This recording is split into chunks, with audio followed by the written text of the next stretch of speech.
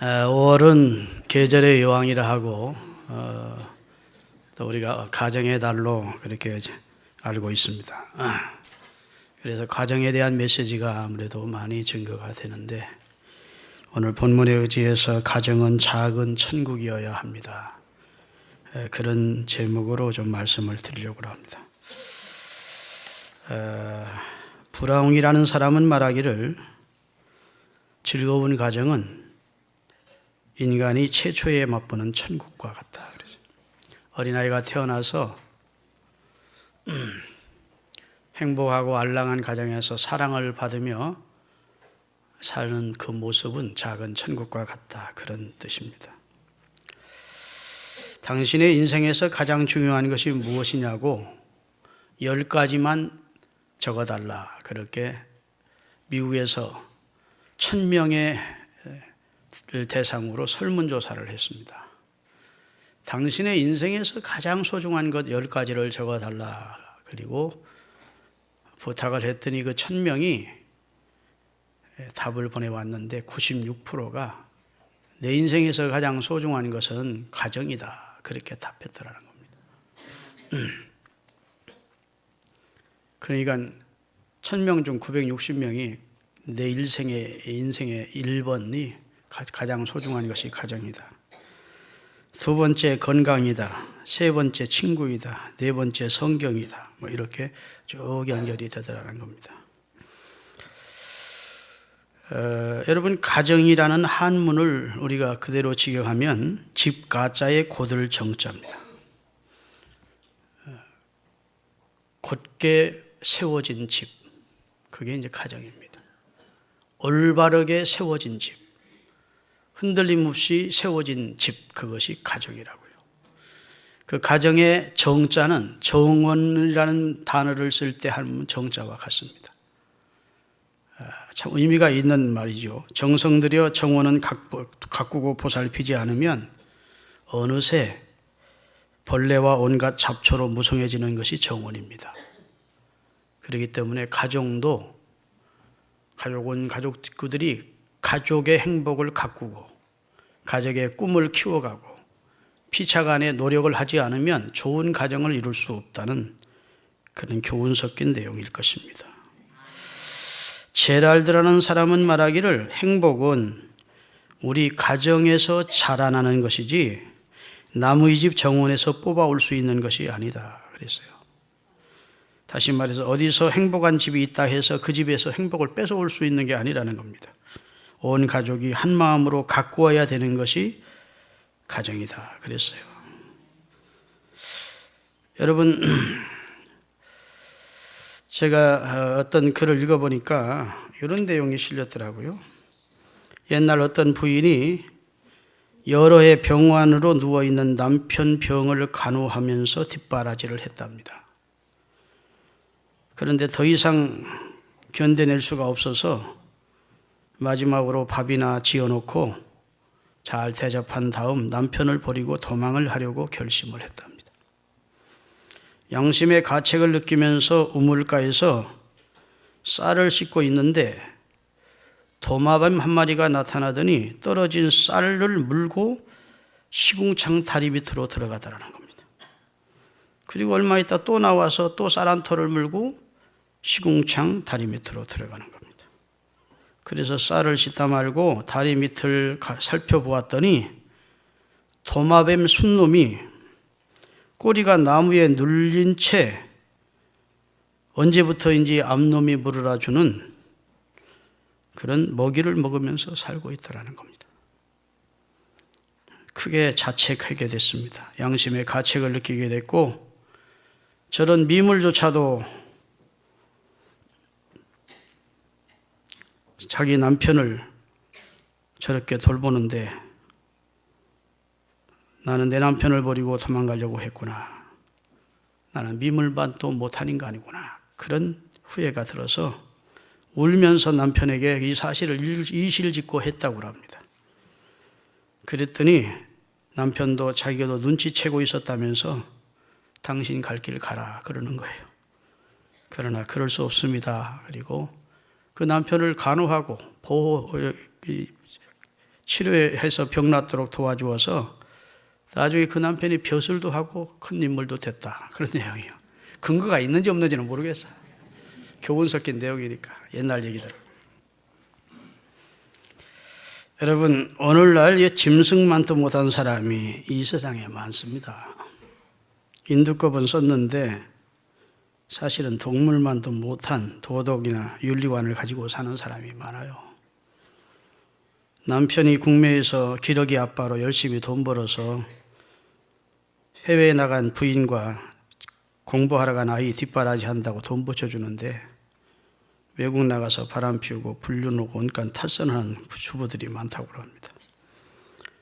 그런가 하면 걸핏하면 연약한 아내를 개패듯이 패고 오기를 부리는 남자도 많고 처자식 헐벗고 굶주리는데 술 퍼마시고 투잔으로 가산을 탕진하는 그런 한심한 인간도 많습니다. 개나 돼지나 닭 같은 짐승도 암놈과 순놈은 서로 싸우는 법이 없대요. 그런데 우리는 부부가 늘 싸우고 다투고 죽어라 그러죠. 이게 수치스러운 얘기입니다. 여러분, 기독교 가정은 그런 가정이 되면 안 됩니다. 하나님은 여러분과 저에게 행복을 주시려고 그 아들을 보내 우리 죄를 속량해내셨고 구원하셨습니다. 그리고 성경을 주어서 어떻게 살 때 행복한 가정이 되고 어떻게 살 때 행복한 인생이 되는지를 우리로 하여금 일깨워 주셨습니다. 그렇기 때문에 성경을 가정 지침서로 삼고, 할렐루야, 인생의 길잡이로 삼고, 그 다음에 언행심사의 표본으로 삼고, 그래서 성경 안에서 가정을 이루어야 됩니다. 그래서 하나님의 은혜가 넘치는 가정을 이루시는 그런 축복이 있기를 주님의 이름으로 축원합니다. 중국의 속담에 한번 따라하면 좋겠습니다. 무너질 둥지에는 온전한 달걀을 기대할 수가 없다. 삐뚤어진 무너질 둥지에는 온전한 달걀을 기대할 수가 없다는 것입니다. 여러분, 행복한 천국 같은 가정 되려면 첫째는 하나님의 주권을 인정하고 온 가족이 하나님을 섬길 때 가능한 겁니다. 온 가족으로 더불어 하나님을 경외할 때. 사도행전 10장 1절에 보면 고넬료라는 백부장이 있었는데 저를 보십시오. 어두운 뜻이고 온 가족으로 더불어 하나님을 경외하고 백성을 많이 구제하고 그 다음에 하나님께 항상 기도하더니 그랬어요. 하나님이 너무너무 마음에 드는 사람을 발견한 겁니다. 하나님이 행하신 일이 세 가지예요. 그 첫째는 천사를 보냅니다. 기도 중에 고넬료는 천사를 만나요. 그의 지시를 받습니다. 하나님의 지상에 있는 최고의 사도인 베드로를 청하도록 명을 받습니다. 사도를 그 집에 보냅니다. 베드로를. 온 가족과 친척 12명이 모여 있다가 베드로가 설교하고 안수할 때 하나님은 또 그들의 가정에 뭘 보내세요? 성령을 부어주십니다. 천사를 보내지, 주의 사자를 보내지, 성령을 보내서 그 집을 그리스도의 가정으로, 구원받은 가정으로 확정시켜 주신다. 어떤 가정일 때? 온 가족으로 더불어 하나님을 경외하는 가정일 때. 그랬더니 하나님이 그런 가정 결코 도외시하지 않고 외면하지 않고 하나님이 작업을 하시는데 천사도 보내고 사도도 보내고 성령도 부어서 구원하셨다는 거예요. 하나님은 어제나 오늘이나 동일하신 분이라고 믿으시는 분 아멘 하십시다. 오늘 또 하나님 앞에 그렇게 온 가족으로 더불어 하나님을 경외하고 백성을 구제하고 그리고 하나님께 항상 기도하는 가정이 되면 이런 하나님의 은혜는 지금도 체험되는 겁니다. 지금도 하나님을 사랑과 축복과 인도를 경험하게 되는 거예요. 세계 제2차 세계 대전에 두 주역이 있는데 독일의 아돌프 히틀러라는 사람과 미국의 아이젠하워라는 사람입니다. 곧 아이젠하워는 독일군을 제압하고 유엔에 승리를 안겨다 준 미국 장군입니다. 히틀러와 아이젠하워는 대서양을 사이에 두고 1889년에 같은 해에 출생을 한 동갑내기입니다. 하지만 이 두 사람은 전혀 다른 인생을 살고 그 결과와 열매가 달랐습니다. 히틀러는 전쟁광이 되어서 전 세계를 전쟁의 도가니 위로 몰아넣었습니다. 유태인 600만 명을 학살한 후에 유럽 전역을 피바다로 만들고 독일의 패전이 확실시 되던 1944년 4월 30일 베를린의 한 벙커에서 스스로 목숨을 끊어 자살을 했습니다. 이 소식을 전해드린 세계인들은 다 박수를 쳤습니다. 악마의 화신 같던 히틀러가 죽었다는 말에 세계인들이 다 좋아했다고요. 반면 아이젠하워는 유럽군 유엔 총사령관으로 독일과의 전쟁을 승리로 이끈 인물입니다. 그는 1969년 80세를 일기로 세상을 떠났습니다. 세계인들은 그의 죽음을 애석해하고 마음 아파했습니다. 여러분, 같은 해에 출생한 이 두 사람이 이렇게 대조적인 인생을 산 이유가 무엇이냐? 그것은 바로 가정에 있었다는 것입니다. 히틀러가 태어났을 때 아버지는 성미가 급하고 주벽이 심했습니다. 술만 먹으면 집에 들어와서 아내와 아이들을 구타했습니다. 얼마나 주벽이 심한지 집안 식구들이 그가 술을 먹으면 살 수가 없을 정도였습니다. 그러다 보니까 어머니는 늘 밖에서 맴돌았습니다. 남편에게 그리고 가정에 행복을 느낄 수 없었기에 그는 사교를 즐기고 외간 남자와 불륜 관계를 맺었다고 합니다. 이런 역기능적 가정에서 히틀러는 자랐습니다. 그는 16살 때에 중학교를 다니다가 중퇴하고 집에서 가출했습니다. 길거리 불량매들과 어울렸고 의지할 곳이 없어서 군에 입대하여 7년 동안 군 복무를 했습니다. 제대 후에는 정치활동에 참여하여 감옥을 여러 차례 들락날락거렸습니다. 이런 과정을 통해 성장한 히틀러가 독일의 정권을 잡았을 때 세계를 전쟁의 도가니로 몰아넣고 수많은 무고한 사람들이 피를 흘리게 했고 유태인은 600만 명을 죽이는 그런 악마의 화신같이 변한 겁니다. 이에 반해서 아이젠하워는 미국의 텍사스의 기독교 가정에서 태어났습니다. 비록 가난한 농부의 집안이었지만 그의 부모는 신실한 기독교 신앙을 가진 부모님들이었고 그 부모님으로부터 신앙 교육을 받으며 신앙적 지도를 받으며 하나님께 예배하면서 하나님의 말씀을 받으면서 자랐습니다. 할렐루야. 그 역시 육군 사관학교인 웨스트포인트에 들어가서 장교가 되어 군인의 길을 걸었습니다. 그리고 독일군에서 인류를 유럽 지역을 구해내는 평화의 사도로서의 역할을 잘 감당했습니다. 만민이 칭송하는 아이젠하워가 된 것은 하나님을 섬기는 가정에서 하나님 앞에 사명을 받은 사람으로서의 사명감을 가지고 자랐기 때문에 인류에 유익을 끼치는 인물로 쓰임을 받은 줄로 믿습니다. 하나님을 섬기지 않는 히틀러의 가정은 불행했습니다. 그러나 하나님을 섬기는 아이젠하워의 가정은 천국 같은 가정이었고 그 결과 귀한 인물이 그 가정에서 나오게 된 것입니다. 여러분, 여호수아가 임종을 앞두고 이스라엘 백성들을 앞에 놓고 이렇게 선언을 했습니다. 나와 내 집은 여호와만 섬기겠다고 오늘날 너희가 섬길 자를 택하라고. 여호수아 24장 15절을 띄우세요. 같이 읽겠습니다. 만일 여호와를 섬기는 것이 너희에게 좋지 않게 보이거든 너희 조상들이 길 저쪽에서 섬기던 신들이든지 또는 너희가 거주하는 땅에 있는 아모리 족속의 신들이든지 너희가 섬길 자를 오늘 택하라. 오직 나와 내 집은 여호와를 섬기겠노라 하니 온 이스라엘 백성이 우리도 여호와만 섬기겠습니다 라고 고백하는 내용이 기록되어 있습니다. 사랑하는 여러분, 나와 내 집은 여호와만 섬기겠다고 결단한 이 여호수아의 고백이 여러분들의 고백이 될 수 있기를 바랍니다. 할렐루야. 그래서 하나님이 우리에게 주신 신앙을 내 대에서 끝내게 하지 말고 신앙을 계대해 주어서 자자손손이 하나님을 섬기고 사랑하는 그런 신앙 위에 굳게 선 가정을 만드는 것이 우리의 사명인 줄로 깨달으시기를 바랍니다. 두 번째, 천국 같은 가정을 만들려면 첫째는 하나님의 주권을 인정해야 되고 두 번째는 하나님의 말씀을 듣는 가정이 되어야 됩니다. 따라합시다. 하나님의 말씀 앞에 아멘 하는 가정. 역사적으로 보면 위대한 사상적 영향을 끼친 사람이나 위대한 사상이 담긴 책을 집필한 사람들은 거의 다 성경의 영향을 받은 기독교 신앙인들이었습니다. 임마누엘 칸트의 순서 이성 비판이나 헤겔의 정반합의 논리나 교육과 페스톨라제의 사상이나 단테의 신곡이나 좋은 번연의 철로 역정이나 도스토옙스키라는 사람은 시베리아 유형 가서 성경을 26번이나 읽고 악령이란 책과 카라가마조프의 형제들이라는 불후의 명작을 남겼습니다. 다 성경의 영향을 받은 사람들이에요. 미국에 가면 니시모라고 하는 유명한 산이 있는데 화강음으로 된 높은 산입니다.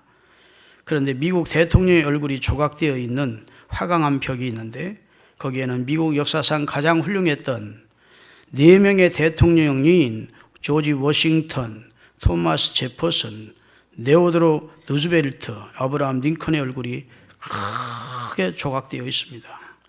이 조각상은 이집트의 피라밋보다 더 큰 것으로 워싱턴 대통령의 머리만 해도 18m로 5층 높이이며 그 전체는 142m가 되는 조각품입니다.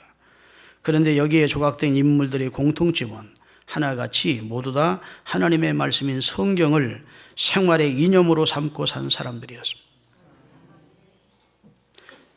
미국의 초대 대통령이었던 조지 워싱턴은 대통령 취임석상에서 성경이 아니면 나라를 바로 다스릴 수 없다 하고 성경을 가져오라 한 다음 성경에 손을 얹고 하나님의 뜻을 쫓아서 미합중국을 통치할 것을 선언했습니다.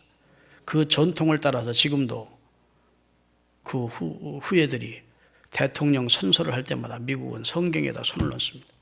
그가 지금까지 애독하며 읽었던 성경을 가져오게 하든지, 그건 어머니 성경을 가져오게 하든지, 어머니가 읽은 성경에 손을 얹고 대법원장 앞에서 선서를 한다고요.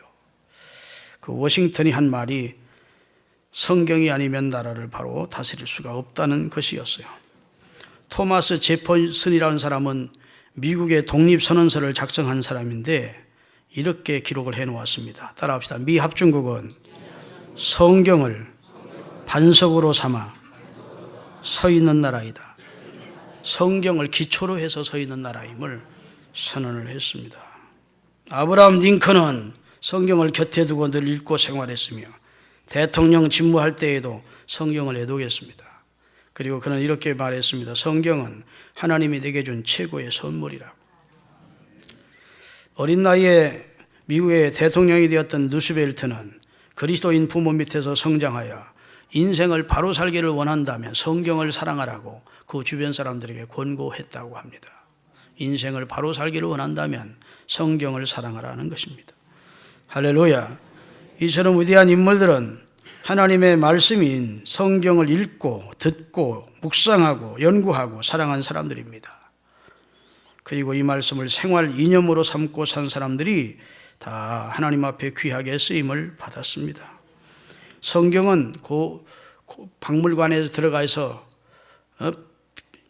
비치되어 있는 옛날 고고학적 유물이 아니에요. 지금도 앞서가는 나라 사람들이 성경을 사랑하고 성경을 읽고 성경 안에서 지혜를 얻고 성경을 사랑하고 성경은 역대 최고의 베스트셀러가 되는 것입니다. 할렐루야. 오늘 본문 말씀에 보면 하나님은 먼저 우리가 하나님의 말씀으로 가르침을 받은 다음에 그 다음에 네 자녀에게 부지런히 가르쳐서 너와 네 아들과 네 손자가 여호와의 규례와 법도와 율례를 따라 행하도록 해야 한다. 그게 하나님이 우리에게 주신 명령입니다. 자, 1절입니다. 본문 1절. 너희 하나님 여호와, 이는 곧 너희 하나님 여호와께서 너희에게 가르치라고. 하나님이 모세를 통해 하나님의 백성에게 먼저 가르치게 하셨다고. 할렐루야. 그 다음에 2절입니다. 이는 곧 너와 그 다음에 내 아들과 내 손자, 이 3대가 평생에 하나님 여호와를 경외하며 그 너희에게 명한 그 모든 규례와 명령을 지켜 행하기 위한 것이며 그렇게 살면 네 날이 장구하게 될 것이다. 너 장수하고 너 복받게 해주겠다. 하나님이 우리에게 주신 말씀은 우리에게 짐이 되는 말씀이 아닙니다. 우리를 무슨 괴롭게 하려고 우리를 속박하기 위해서 주신 말씀이 아니에요. 네 행복을 위해선 하나님이 우리에게 명하신 말씀이래. 네 행복 때문에. 이걸 잘 기억하셔야 됩니다. 그래서 내가 먼저 하나님의 말씀을 잘 배우고 그 다음에 내 자녀에게 가르치고 내 손자에게 가르쳐 주어서 그리고 그 아들은 또 손자에게 꼭 그 손자는 또 그 손자에게 가르쳐서 하나님의 말씀이 뿌리를 내리는 과정을 이루어야 될 것을 말씀해 주신 거예요. 여러분, 부모는 자녀에 대한 양육의 책임이 있습니다. 양육의 책임이. 자녀를 낳아서 남의 집 문 앞에 버리는 그런 부모는 짐승만도 못한 짓이죠. 자식을 낳았으면 내 자식을 내가 양육해야 되는 책임이 있습니다. 그런데 양육의 책임만 있는 것이 아니라 성경은 교육의 책임이 있다는 겁니다. 할렐루야. 그래서 교육에 치중을 해야 돼요. 할 수 있는 대로 사회교육도 일반 교육도 고등학교 이상은 웬만하면 시켜줘야 됩니다. 그러나 기독교 신앙을 가진 부모는 가르쳐야 될 내용이 따로 있어요. 그 첫째는 하나님의 말씀을 가르쳐야 된다는 겁니다. 아멘. 모세를 통해서 하나님께서 우리들에게 주신 율례와 법도 그리고 그리스도를 통해서 우리에게 주신 말씀과 교훈을 우리가 받아야 됩니다. 자식들이 배우도록 해야 된다는 거예요. 자자손손 대대로 계승해야 될 하나님의 말씀이라는 것입니다. 오늘 본문 6절 7절을 띄우겠습니다. 오늘 내가 네게 명하는 이 말씀을 너는 마음에 새기고, 너부터 마음에 새기라는 겁니다. 두 번째, 내 자녀에게 부지런히 가르치라 그랬습니다. 너부터 하나님의 말씀을 마음에 새기고 여러분 자녀에게 부지런히 가르치시는 은혜가 있기를 바랍니다. 하나님의 말씀을 그리하라는 거예요. 그 다음에 하나님의 행하신 일을 가르쳐야 됩니다. 이스라엘의 역사는 기적의 역사예요. 하나님께서 우리 인류를 위해서 베푸신 역사는 사랑의 역사입니다. 그래서 하나님의 행하신 일 가운데 하나님이 그의 아들 예수 그리스도를 통해서 행하신 일을 자식들에게 가르쳐야 합니다. 예수님만이 우리 인류의 구주를 한다. 너의 죄를 속한 구세주를 한다. 예수님을 주로 믿고 그의 교훈과 가르침을 쫓아서 살아야 된다. 이렇게 늘 가르치고 기도해 주시는 여러분이 되셔야 됩니다. 할렐루야. 세 번째로 마땅히 행할 길을 자식에게 가르쳐야 된다는 거예요. 자, 첫째는 하나님의 말씀을, 두 번째는 하나님이 행하신 일을, 세 번째는 마땅히 행할 길을. 말이 아니면 하지를 말고 길이 아니면 가지를 말라고 어른들은 가르쳐 주었습니다. 마땅히 행할 길은 어디서 가르치느냐? 가정교육을 통해 가르치는 겁니다. 마땅히 행할 길을 학교에 기대하지 마세요. 학교는 영어, 국어, 수학 이런 거 가르치지 마땅히 행할 길 도덕 시간을 자꾸 빼서 딴 거 가르치려고 하는 것이 지금 부모님들의 마음이고 선생님들이 대학 들어가려면 도덕보다는 다른 쪽에 신경을 쓴다고. 그러니 마땅히 행할 길을 그 자녀에게 가르치라. 그리하여 늙어도 그 길을 떠나지 않는다 했는데, 그래서 가정교육이 중요한 것입니다. 학교 교육은 많이 받았으나 가정교육이 안 돼 있는 사람보다 학교 교육은 좀 덜 받았어도 가정교육이 바로 돼 있는 사람이 이 사회에서 인정받고 존경받고 그 다음에 수많은 사람들과 대인관계도 바로 하고 인생을 성공적으로 삽니다. 할렐루야. 왜 우리가 하나님의 말씀을 나와 내 자식들에게 가르침 나도 받아야 되고 가르쳐야 되느냐? 교육의 근본이기 때문에. 따라합시다. 여호와를 아는 것이 지식의 근본이다. 여호와를 경외하는 것이 우리 사람의 본분이고 지식의 근본이라는 거예요. 여호와 모르고 철학 알고 문학 알고 도덕 알고 그냥 과학을 알아도 여호와 모르면 인생의 근본을 모르는 사람이라는 거예요. 믿습니까? 그리고 여러분 자식이 인생의 근본도 모르는 왕무식쟁이로 키우면 안 되잖아. 사람이 어디서 와서 무엇 때문에 삶이 어디로 가는지를 가르쳐야 된다. 이 우주의 생성이 어떻게 됐고 우주의 종말이 어떻게 될지를 가르쳐야 된다고. 성경을 통해 가르치시기를 바랍니다. 그게 하나님께서 우리에게 하나님의 말씀을 가르치는 게 교육의 근본이고 이것이 하나님의 명령이라고. 하나님이 그 부모에게 명령하셨다고요. 너와 내 자식과 내 손주에게 이 말씀을 부지런히 가르치라고 명령하셨습니다. 할렐루야. 왜 우리가 자녀들에게 또 하나님의 말씀을 가르쳐야 됩니까? 사랑하기 때문에 가르쳐야 돼요. 내 자식이 잘못되면 안 되잖아요. 하나님의 말씀이 그를 굳게 세워줄 수 있겠기에 하나님의 말씀을 가르치시는 여러분이 되시기를 바랍니다. 미국의 22대 대통령이 클리브랜드 대통령입니다. 근데 그가 미국의 대통령이 되어 취임식을 하는 날 사형 언도를 받은 그의 친구가 감옥에서 내 친구는 대통령이 되는데 나는 며칠 후에 죽임을 당하게 됐구나. 내 인생이 어디서 갈렸는가 했더니 둘 다 늘 클리브랜드하고 그 친구는 늘 술 먹고 도박하고 이런 인생을 사는 아주 막 사는 인생이었는데 하루는 미국 거리를 술집으로 가다가 보니까 죄의 싹슨 사망이라고 목사님의 설교, 다 이번 주에 설교할 내용이 제목과 본문이 적혀 있는 겁니다. 그래서 클리브랜드가 성령의 감동을 받고 친구에게 야, 나 술집에 안 가고 오늘부터 술을 끊을란다. 나 그리고 교회를 다녀야 되겠다. 그렇게 결단을 한 것입니다. 그랬더니 야 임마 미쳤어? 교회는 왜 나가? 가자는 거야. 나는 오늘 결단했어. 너는 혼자 가서 먹으려면 먹어라. 나는 오늘부터 신앙생활 할 거다. 그 결단하고 신앙생활을 시작한 것이 클리브랜드입니다. 할렐루야. 그의 인생을 하나님이 인도하시고 나중에 복 주셔서 수십 년 후에 그는 미국의 대통령이 되어 대통령 취임을 하는데 같이 술 먹으러 가던 그다음 옛날에 개망랑했던 그 사람은 사람을 여러 명 죽이고 사형 언도를 받고 사형 날짜를 기다리고 있는 것이 미국 사회의 실화입니다. 여러분, 하나님의 말씀이 우리 인생을 그렇게 바꿔놓는다고. 하나님의 말씀 안에 사시는 여러분이 되세요. 그게 가장 안전망입니다. 그리고 그 말씀을 신앙을 계대해 주세요. 자식들에게 계대해 주시기를 바랍니다. 자식들에게 뭘 가르쳐야 되나? 신앙의 중요성을 가르쳐 주세요. 그리고 예수 그리스도의 절대성을 가르쳐 주세요. 그리스도만이 인류의 구자라는 사실을 가르쳐 줘야 돼요. 믿으십니까? 그리고 신앙의 축복성을 가르쳐야 돼요. 믿음으로 살면 축복을 받는다. 믿음으로 살면 내 인생이 형통하다. 믿음으로 살면 하나님이 내 인생을 인도해 주신다. 이걸 분명하게 가르치고 기도로 후원해 주시는 부모님들이 되시기를 주님의 이름으로 축원합니다. 그래서 교육이 있는 가정, 경건이 넘치는 가정, 경건이 사랑과 애정이 넘치는 가정을 만들어야 그리스도 안에서 그 가정이 작은 천국이 되는 것입니다. 할렐루야. 여러분, 메이어라고 하는 설교를 잘하는 유대인 랍비가 있었습니다.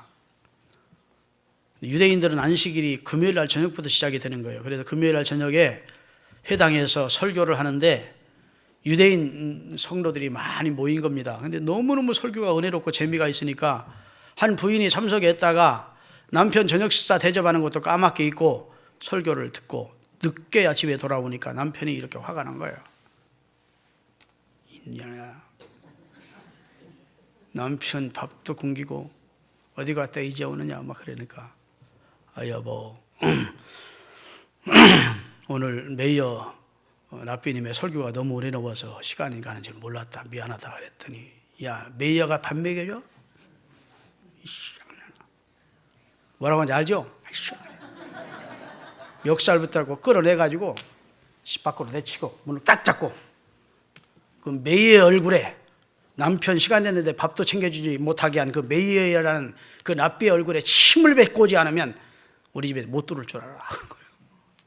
아무리 통사정해도 부인을 문을 열어주지 않는 거예요. 그래서 친구 집에 가서 집에 못 들어간 경위를 얘기를 했더니 친구가 살짝 사람을 통해서 메이어라는 랍비아에게 그 소식을 전해 주었습니다. 그래서 메이어가 그 부인을 부른 거예요. 그리고 나서 부인, 내 눈이 지금 영 아픈데 사람의 침이 참 눈에 좋다더만. 한번 침 좀 뱉어줘. 그렇지 않아도 침을 뱉어야 집에 들어갈 입장이니까 얘가 팍 하고 침을 뱉어. 그걸 지켜보았던 메이어의 측근과 그 제자들이 막 성질을 내면서 선생님은 고명한 랍비님이신데 어떻게 저런 여자한테 침뱉음을 당하십니까? 그랬더니 메이어가 한 말이 있대요. 내가 침뱉음을 당함으로 한 가정이 평화로워진다면 나는 10번이라도 100번이라도 감당하겠네. 그랬대. 가정의 평화를 소중하게 여긴 랍비의 교훈인 줄로 믿습니다. 사랑하는 여러분, 우리가 부르는 우리 어렸을 때 부르던 노래 가운데 존 페인이라고 하는 분이 작시한 노래가 있는데 즐거운 곳에서는 나로라 하여도 내 쉴 곳은 작은 집 내 집뿐이리 한 노래 아시죠? 그 노래를 작시한 자가 존 페인이라는 사람인데 그가 외국에 가서 죽었어요. 그런데 얼마 후에 그의 유해를 미국으로 모셔오는데 미국 전체 백성들이 주목을 했고 뉴욕시가 그 당시 역사적으로 가장 많은 군중이 모였다는 거예요. 군악대를 동원하고 대통령이 나와서 그 존 페인의 그 유해를 맞아들였다는 겁니다. 미국이. 왜 그렇게 했습니까? 그 사람이 정치를 잘한 것도 아니고 그 사람이 사회에 큰 업적을 낸 게 아닌데 중요한 것은 가정의 소중함을 노래한 작시를 지었다는 것 때문에 미국 국민들이 그렇게 환영해 맞이했다는, 유해이지만, 비록 유해이지만 환영해 주었다는 거예요. 할렐루야. 미국의 잡지에 이런 내용이 실렸다는 겁니다. 버지니아라는 것에 놀라운 가정 이야기의 실화가 실려 있는데, 그 버지니아라는 지역에 존 영이라고 하는 배운 것이 없는 무식한 흑인이 살고 있었습니다. 그가 나이가 돼서 리라고 하는 여자와 결혼을 해서 값싼 농토를 샀습니다. 그리고 열심히 일해서 모기지를 갚아 나갔습니다. 모기지란 말은 융자를 받아 장기적으로 갚아 나가는 것을 말하는데, 융자 받아 땅을 사가지고 땅을 일구고, 그리고 그 착한 부인과 함께 14명의 자녀를 낳았습니다. 거의 연년생인 아이들과 함께 식사를 할 때에는 배운 것이 없는 이 흑인 존 영은 이렇게 기도했답니다. 하나님, 먹을 입이 많으니 농사를 돌보아 주십시오. 참 간단하지만 얼마나 순박한 기도입니까? 하나님의 주권을 인정하고 하나님이 축복 주시는 분이심을 믿고, 하나님, 먹을 입이 많으니 농사를 돌보아 주십시오. 그렇게 기도를 했대요. 그가 가난한 만큼 그의 생에 역경도 많았었다는 겁니다. 어떤 해에는 14명의 아이가 한꺼번에 홍역을 앓아 눕기도 하고, 어떤 해에는 농작물에 실패를 해서 큰 어려움을 겪기도 했지만, 그는 바쁜 일상 중에도 신앙생활과 교회생활을 열심히 했고, 결국은 14명의 자녀는 한 명도 죽지 않고 모두 다 미국의 유수한 대학들을 졸업시켰다는 겁니다. 그 당시는 아이들이 많이 죽었는데 14명의 자녀를 낳고 한 명도 손실이 없고 다 훌륭하게 키웠대요. 한 명은 코넬 대학의 교수가 됐고, 딸은 간호대학 과장이 됐고, 그 다음에 미국의 유수한 도서관의 관장이 됐고, 또 5명은 교사가 되었고, 4명은 건축업자로 성공했고, 1명은 음대 교수가 되었고, 나머지 1명은 아버지의 뒤를 이어서 농사를 짓게 되는 가족적 성공을 이루었다는 겁니다. 이렇게 무식하고 가난한 흑인이 14명의 자녀를 이렇게 잘 기를 수 있었던 비결이 무엇이냐? 그의 집에 가면 확인할 수 있다는 겁니다. 그의 벽에 가훈이 붙여져 있는데 이런 내용이라는 거예요. 따라합시다. 이 집의 뿌리는 하나님이시고 우리 가족의 생활 지침은 성경이다. 우리 가족의 주권자는 하나님이시고, 뿌리란 말, 주권자는 하나님이시고, 우리 가족들이 생활 지침, 저희의 생활 지침은 성경이다. 그리고 키웠는데 다 훌륭한 자녀들이 되었다고 그래요. 사랑하는 여러분, 이제 말씀 마감하겠습니다. 우리 하나님께서 여러분과 저에게 가정을 주셨습니다. 여러분의 가정을 하나님이 기뻐하는 베델, 하늘의 문, 천국 같은 가정을 만드는 은혜가 있기를 바랍니다. 성경에 보면 교회를 3가지로 분류합니다. 예수 그리스도를 주로 믿는 개인이 성전이래요. 너희가 성전인 것과 하나님의 성령이 너희 안에 거하는 걸 알지 못하느냐. 우리가 성전이래. 2번째로 예수 그리스도를 주로 믿는 가정이 교회입니다. 빌레몬에 있는 집에 교회에 편지한다. 빌레몬의 가정이 곧 교회예요. 아멘. 예수를 주로 믿는 사람들이 모인 가족이, 그 가족 단위가 교회입니다. 여러분의 집을 천국 같은 가정교회를 만드세요. 거기서 기도가 있고 찬양이 있고 말씀 읽는 소리가 있고 하나님을 높이는 그런 내용의 영광성이 있고 아이들을 신앙으로 가르치는 그런 내용이 있고 하나님의 말씀을 생활화하는 가정을 만드시기를 바랍니다. 그래서 여러분 가정에서 좋은 인물들을 많이 배출해내시는 은혜가 있기를 주의 이름으로 축원하고, 신앙생활은요 하나님의 주권을 인정하는 데부터 시작합니다. 모든 것의 주권자는 하나님이다. 그래서 나를 저 남자와 저 여자와 짝지어 주신 분이 하나님이다. 또 내게 주신 자식은 내 자식이라고 생각해 하나님이 내게 주신 기업이다. 하나님이 주인이시다 이렇게 생각하고, 하나님이 내게 주신 기업을 내가 어떻게 잘 길러야 될까 생각하면 답이 나와. 기도하고 성경을 하나님의 말씀으로 교양하고 훈계하고. 그래서 하나님이 기뻐하시는 좋은 일꾼들을 키워내는 가정, 행복하고 천국 같은 가정을 이루시기를 바랍니다. 성경 한 절만 읽고 마치겠어요. 역대상 17장 23절에서부터 27절입니다.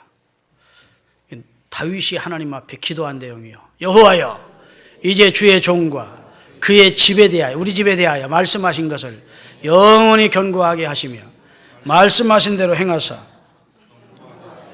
견고하게 하시고 사람에게 영원히 주의 이름을 높여 이르기를 만군의 여호와는 이스라엘의 하나님 곧 이스라엘에게 하나님이라 하게 하시며 주의 종 다윗의 왕조가 주 앞에서 견고하게 하옵소서. 나의 하나님이여, 주께서 종을 위하여 왕조를 세우실 것을 이미 듣게 하셨으므로 주의 종이 주 앞에서 이 기도로 간구할 마음이 생겼나이다. 여호와여, 주는 오직 주는 하나님이시라. 주께서 이 좋은 것을 주의 종에게 허락하시고 이제 주께서 종의 왕조에 복을 주사 주 앞에 영원히 두시기를 기뻐하시리이다. 여호와여, 주께서 복을 주셨사오니 이 복을 영원히 누리리이다. 첫째, 다윗의 기도는 우리 집을 견고케 하소서입니다. 우리 집을 견고케 해달라. 좋은 것을 허락해 달라. 할렐루야.